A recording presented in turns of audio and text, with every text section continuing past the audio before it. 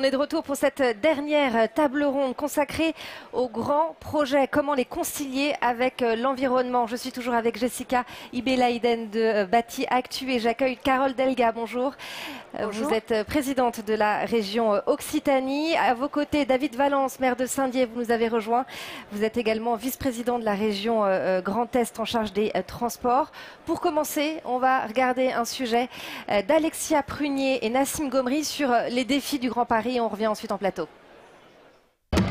Au bout du pont de Sèvres, les grues et les échafaudages font partie du paysage depuis plusieurs mois. C'est l'un des 130 chantiers du Grand Paris Express. Ces gigantesques installations qui bordent les berges de Seine ne sont que la partie immergée de l'iceberg. Le plus gros des travaux se passe sous nos pieds. Monsieur Périès, du coup, on est où ici? Alors ici, on est au puits d'attaque. On se trouve à 40 mètres sous terre, à Sèvres.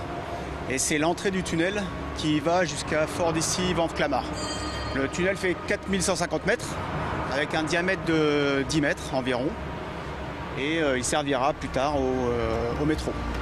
La ligne de métro 15 Sud, plus précisément, elle pourra relier Pont de Sèvres dans les Hauts-de-Seine à Noisy-Champs en Seine-Saint-Denis.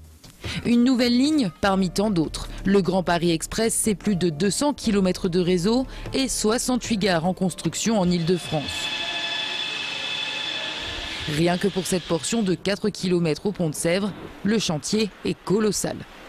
Ne serait-ce qu'en termes de personnel, il y a à peu près 500 à 600 personnes en pointe. Et notamment uniquement pour la partie creusement du tunnel, on était à peu près à 200 personnes. Et c'est un chantier qui était en fait quasiment 7 jours sur 7. Et 24 heures sur 24. On avait évidemment des camions tous les jours, des barges même, on évacuait les déblais par la Seine. Car pour un projet d'une telle ampleur, pas question de construire n'importe comment. La charte du projet est claire, il faut respecter et protéger l'environnement.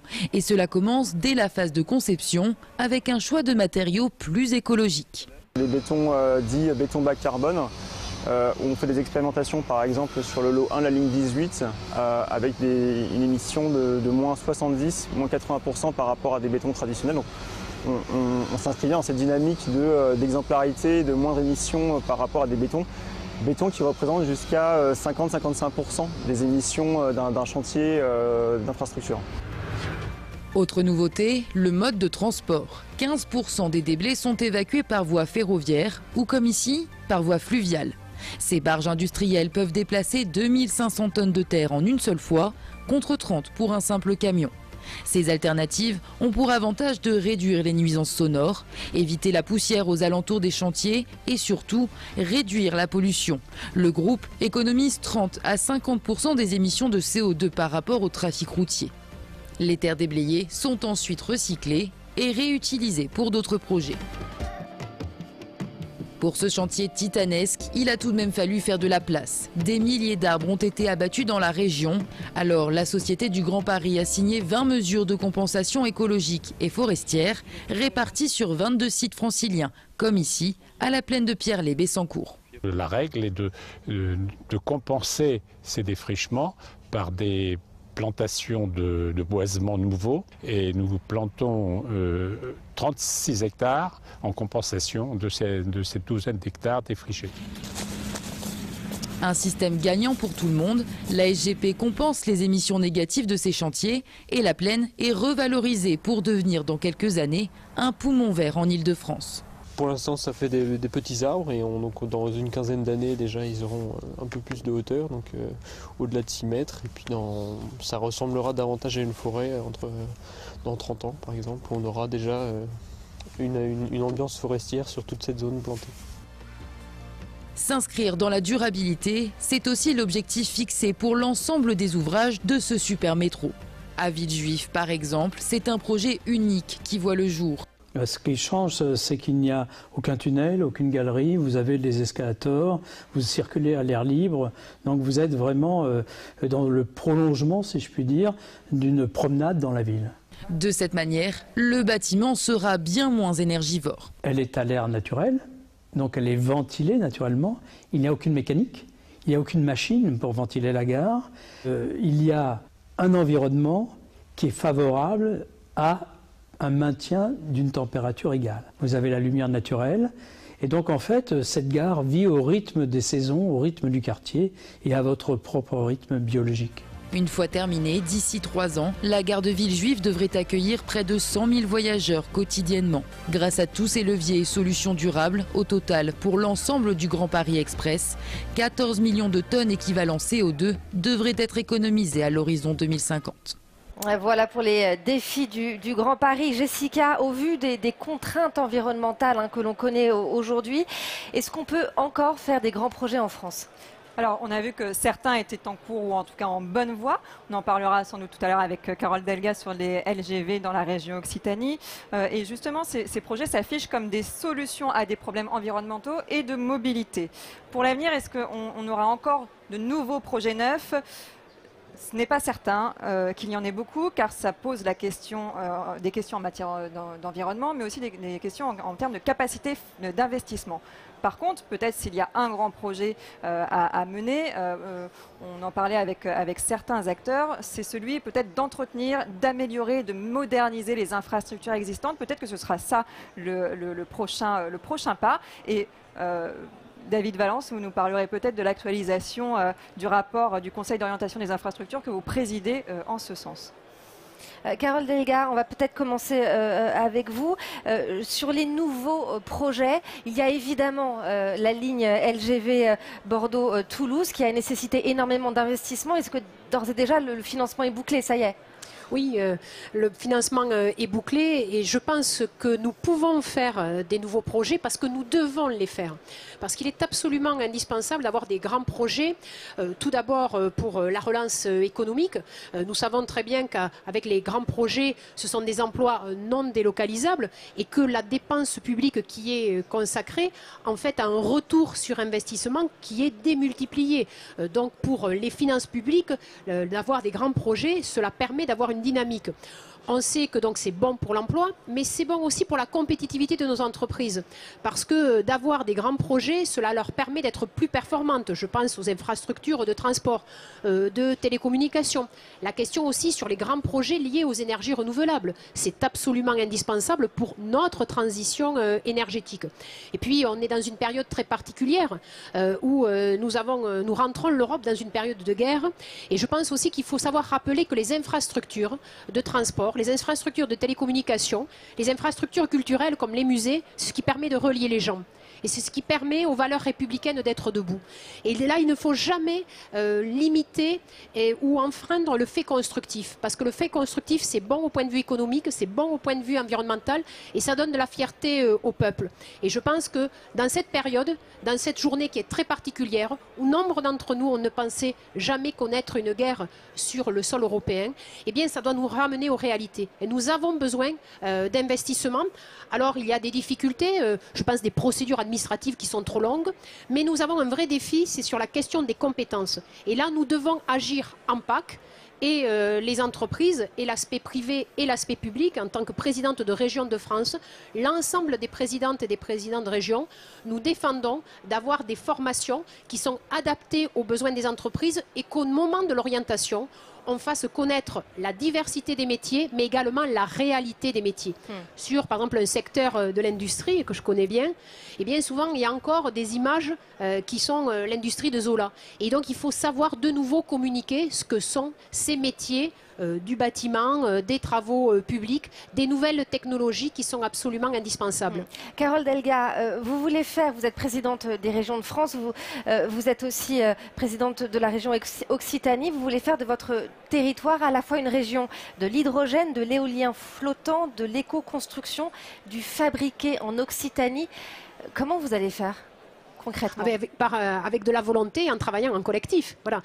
Nous avons l'ambition d'être la première région à énergie positive d'Europe pour l'Occitanie et nous devons agir sur plusieurs leviers.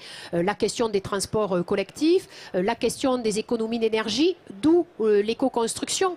Parce qu'à travers l'éco-construction, on a un impact carbone moindre. Cela permet aussi d'avoir des revenus complémentaires pour nos agriculteurs, parce que l'Occitanie est une grande région agricole.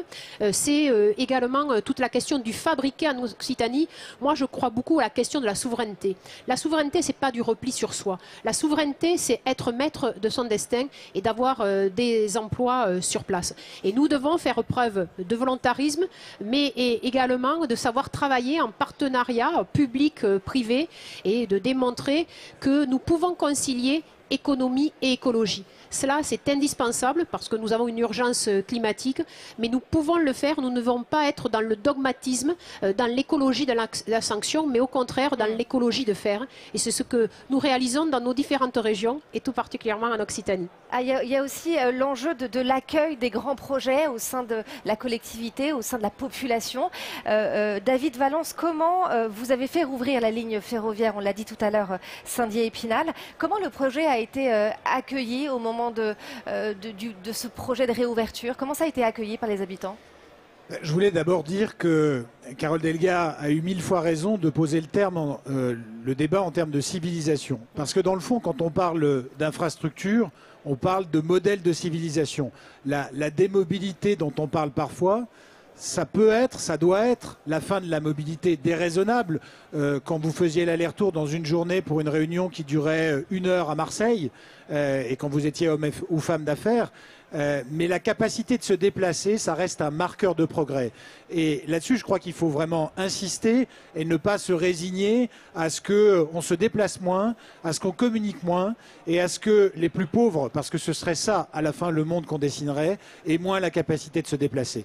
Alors, le projet de la réouverture de la ligne Épinal-Saint-Dié-des-Vosges, c'est un projet très emblématique de ce que vont être les grands chantiers de demain. Pourquoi ? Parce que pendant très longtemps en France, et peut-être encore aujourd'hui, on est très fort pour porter des projets nouveaux, des projets de développement d'infrastructures. Après tout, le projet Bordeaux-Toulouse, c'est achever un projet qui a commencé déjà il y a plusieurs décennies. Mais des projets nouveaux, ça c'est ce qu'on aime faire en général quand on est élu local ou élu national. Or, le défi qui est devant nous, c'est le défi de l'entretien et de la transformation des infrastructures qui existent. Quand je dis entretien, ça n'est pas très sexy, on peut se le dire. On s'imagine simplement qu'il s'agit de déposer une nouvelle couche d'enrobé sur la route. C'est autre chose. Quand on parle de modernisation, c'est par exemple de s'assurer qu'on peut circuler en véhicule électrique dans de bonnes conditions sur nos autoroutes. C'est de s'assurer qu'on peut peut-être réutiliser la chaleur qui est dégagée par la friction des véhicules au moment où ils touchent la route pour pouvoir fabriquer de l'énergie ailleurs. Des entreprises y travaillent. C'est s'assurer qu'on développe des systèmes de signalisation européens qui sont développés partout ailleurs en Europe et sur lesquels le RTMS, nous avons un retard historique en France pour pouvoir faire rouler plus de trains. C'est s'assurer qu'on modernise la commande centralisée du réseau, c'est-à-dire les systèmes d'aiguillage, pour là aussi pouvoir fluidifier et faire rouler plus de trains. Donc, ce ne sont pas juste des projets, je dirais, classiques d'entretien.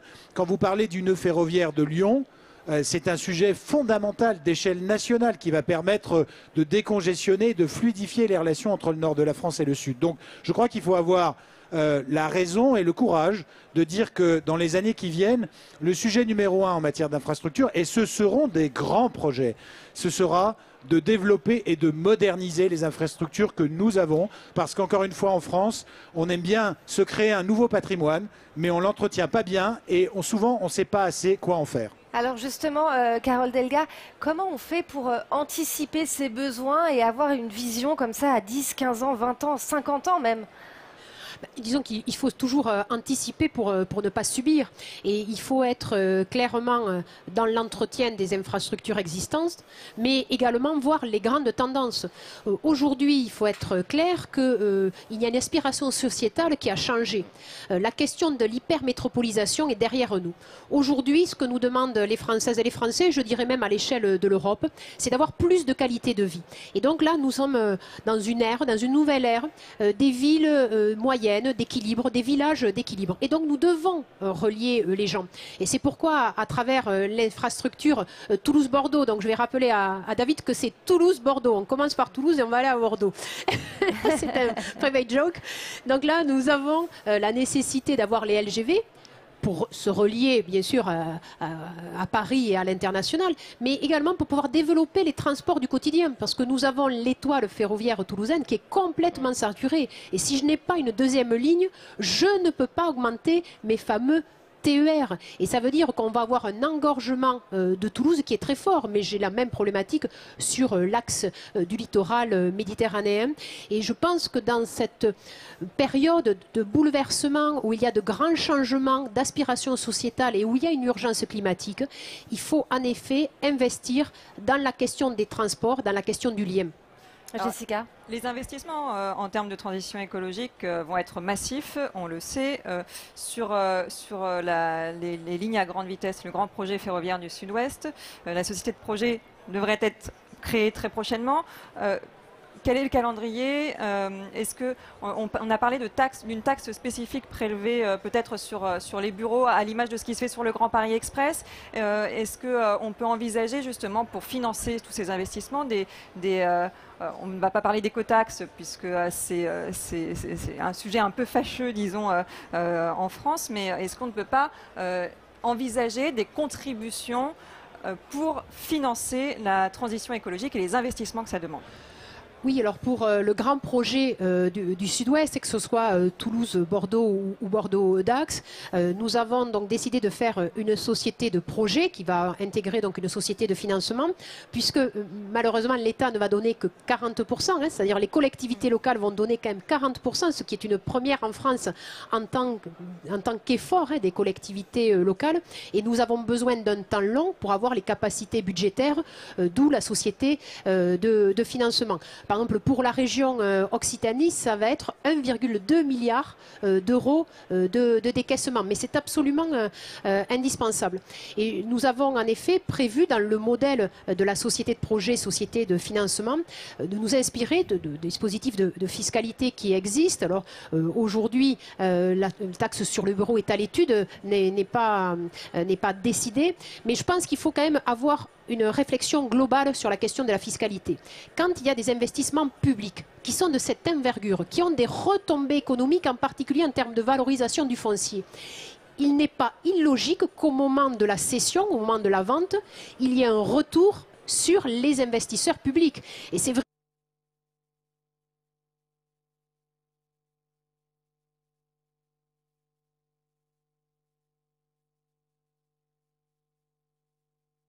Une vraie réflexion sur la question des droits de mutation, parce que c'est au moment de la vente qu'il y a la valorisation de l'augmentation du foncier. Bordeaux, depuis que c'est à 2 heures de Paris, a vu son foncier exploser. Une fois, j'en discutais quand j'étais ministre avec le maire de Reims. Ben, là aussi, ça a été le même cas. Et je pense que sur la question de la fiscalité de façon plus globale, on est de nombreux présidents de région à être pour une taxe sur les poids lourds en transit international, parce que là, il y a une nécessité de réfléchir. On ne repart pas sur des précédentes taxes, mais aujourd'hui, vous avez des poids lourds en transit international qui utilisent des infrastructures publiques françaises, qui les usent, qui ont un secteur de pollution fort et qui ne font pas le plein en France. Et là, on a un vrai sujet de financement de ces infrastructures. Parce qu'aujourd'hui, il faut être clair, les poids lourds, quand ils sont de la région Grand Est ou en Occitanie, ils utilisent de moins en moins les autoroutes et de plus en plus les départementales. Et je vous passe sur les questions accidentogènes qui sont majeures. Donc là, on doit avoir une réflexion forte et cette réflexion, elle doit être au niveau de l'Europe. Parce que l'Europe, si elle veut avoir un développement dans l'équilibre géopolitique mondial, si elle veut avoir toujours une force, il faut avoir un plan d'investissement massif de décarbonation de nos questions de transport. Et cette réflexion, elle doit être menée, y compris au niveau fiscal et en particulier sur une taxe sur les poids lourds en transit international. Oui, au niveau européen, il y a en ce moment des discussions sur l'Eurovignette, justement. Oui, exactement. Mais ça, c'est des sujets qu'il faut aborder. Il ne faut pas penser juste l'impôt comme une sanction. Quand l'impôt permet de développer plus d'investissements, plus de facteurs de compétitivité de nos entreprises et aussi plus de facteurs de progression de notre société, de civilisation, eh bien, il faut y aller, il faut réfléchir en responsabilité. Il faut avoir du courage en politique et d'expliquer que les grandes infrastructures, les grands projets sont indispensables. Indispensables pour l'économie, pour l'environnement Et je le redis, pour la fierté d'un peuple, le fait constructif permet de donner de la dignité et permet de créer de l'emploi. Est-ce que c'est justement des choses que vous aborderez dans le prochain rapport du Conseil d'orientation des infrastructures ? Alors, je vais d'abord répondre en tant qu'élu du Grand Est. D'abord, ça me va toujours très bien quand on commence par l'Est pour aller vers l'Ouest. C'est pas forcément la logique française, mais en tout cas, elle nous convient bien. Et en termes de croissance en Europe, c'est d'ailleurs souvent comme ça que ça se passe. Simplement sur l'écotaxe, puisqu'il en a été question. Depuis 2016, c'est-à-dire depuis la création de la région Grand Est, qui est la région la plus européenne de France, puisqu'on a des frontières avec 4 États souverains. C'est d'ailleurs la seule région d'Europe qui a des frontières avec 4 États souverains sans être elle-même un État souverain. La Belgique, le Luxembourg, l'Allemagne, nous sommes la seule région à avoir une frontière avec l'Allemagne et la Suisse. Nous réclamons cette taxe transport. Nous sommes la région la plus traversée de France en termes de flux routier de transport. Nous avons aussi la première ligne d'ailleurs de fret ferroviaire de France, qui est la ligne Thionville-Luxembourg. Et donc nous sommes une région de déplacement massif de marchandises. Or, l'abandon de l'écotaxe a été vécu chez nous comme un abandon de solidarité nationale. Vous savez, dans l'histoire, les autoroutes qui ont été construites en Bretagne ou dans l'ouest de la France, à l'époque, dans les années 60, où ces régions étaient des régions pauvres, elles ont été financées par les régions qui étaient à l'époque des régions industrielles. C'est vrai des Hauts-de-France, c'est vrai du Grand Est. Et quand on a eu besoin de lever cette ressource partout dans le pays, tout simplement pour financer des infrastructures chez nous et ailleurs, il y a eu ce défaut de solidarité qui a été vécu chez nous de façon très dur, et donc c'est la raison pour laquelle nous souhaitons pouvoir en effet à l'échelle de toute la région expérimenter cette écotaxe. Alors le sujet des investissements et de la manière de les financer, il sera au cœur du rapport, en effet, même si on se bornera à revenir sur les hypothèses. Vous savez, en matière d'infrastructure, il n'y a que deux façons de financer. Soit on finance par le contribuable, c'est la contribution des régions qu'a évoqué Carole Delga, qui était déjà présente pour la LGV dans le Grand Est par exemple, ou ailleurs dans l'Ouest. Et puis c'est la contribution de l'usager. Et aujourd'hui, c'est vrai qu'en dehors des grandes autoroutes concédées, on a une contribution usagée qui est faible en France. Et on n'utilise pas, on ne lève pas assez la recette fiscale qui est liée à la valorisation des territoires. Et c'est un point sur lequel on doit absolument travailler demain. Voilà des pistes d'amélioration. Merci beaucoup à tous. Merci Carole Delga, présidente de la région Occitanie, présidente des régions de France également, et David Valence, maire de Saint-Dié, vice-président de la région Grand Est en charge des transports. Merci Jessica Ibelaïden de m'avoir accompagnée pendant ces 2h30 d'émission. Vous êtes journaliste chez Bâti Actu.